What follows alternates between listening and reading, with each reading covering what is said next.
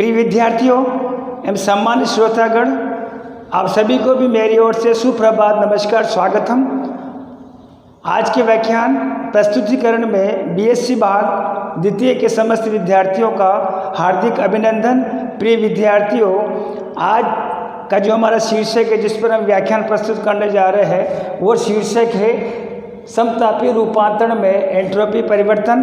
प्रिय विद्यार्थियों, इसके विभिन्न परिस्थितियों को हमने विगत व्याख्यानों में हमने प्रस्तुत किया था, जिसमें ठोस से द्रव और द्रव से ठोस में और द्रव को वाष्प से संबंधित रूपांतरण में आवश्यक एंथैल्पी, प्रयुक्त ऊष्मा और प्रयुक्त एंट्रोपी का मान हमने परिकलित किए थे। संबंधित हमने गणनात्मक मान जो है एंट्रोपी कार्नोट चक्र से आधारित हमने जो है कक्षा में जो है हमने चर्चा की थी, हमने उस पर जो है अपना ध्यान केंद्रित किया था। आइए आज चलते हैं अगला वाला जो हमारा केस जो 3 है। केस 3 में देखेंगे आप, परिस्थिति 3 में जो है 1 मोल द्रव को जो है 1 मोल वाष्प में हम रूपांतरित करेंगे। जब 1 मोल द्रव को 1 मोल वाष्प में हम रूपांतरित करेंगे तो ऐसी स्थिति में ये वाला प्रक्रम जो है आप देखेंगे क्वथन ताप वाला कहलाएगा, T बराबर dB के होगा। ऐसी स्थिति में उत्क्रमण जो ऊष्मा का मान होगा वो वाष्पीकरण की एंथैल्पी के बराबर होगा।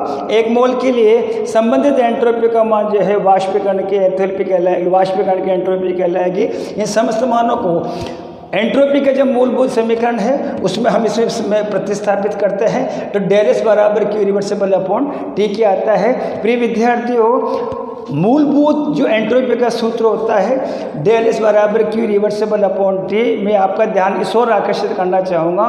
विभिन्न प्रस्तावों का ठोस का द्रव में, द्रव का गैस का वाष्प में और ठोस का विभिन्न रूपांतरणों में आप देखेंगे इस समीकरण नंबर एम को जो तब्दील किया जा सकता है, परिवर्तित किया जा सकता है। संबंधित ताप का मान, संबंधित ऊष्मा का मान जो है परिवर्तित होकर के उनका अलग तरह से संबंधित एंथैल्पी का नामकरण किया जाता है। ऐसी स्थिति में यहाँ पर देखेंगे आप 1 मोल, ये वाला जो परिस्थिति है हमारे पास में 1 मोल द्रव को 1 मोल वाष्प में रूपांतरित करने के लिए क्वथन ताप पर आवश्यक ग्रहण किए गए ऊष्मा का मान जो है वाष्प, संबंधित ऊष्मा का मान जो है आप देखेंगे वाष्पीकरण की ऊष्मा, संबंधित एंथैल्पी जो है वाष्पीकरण की एंथैल्पी कहलाएगी। 1 मोल के लिए इसको वाष्पीकरण की एंट्रोपी कहा जाता है। इन मानों को डेल एस बराबर क्यू रिवर्सिबल अपॉन टी जो कि आप देखेंगे यहाँ पर जो है एंट्रोपी का मूलभूत समीकरण है। इसका मानक मान में इन मानों को आप प्रतिस्थापित करने पर जो है संशोधित हमारे पास में एंट्रोपी का मान डेल एस वेपर बराबर del H V A P upon T B के बराबर होता है। वी ए पी का मतलब वाष्पीकरण, वेपोराइजेशन है।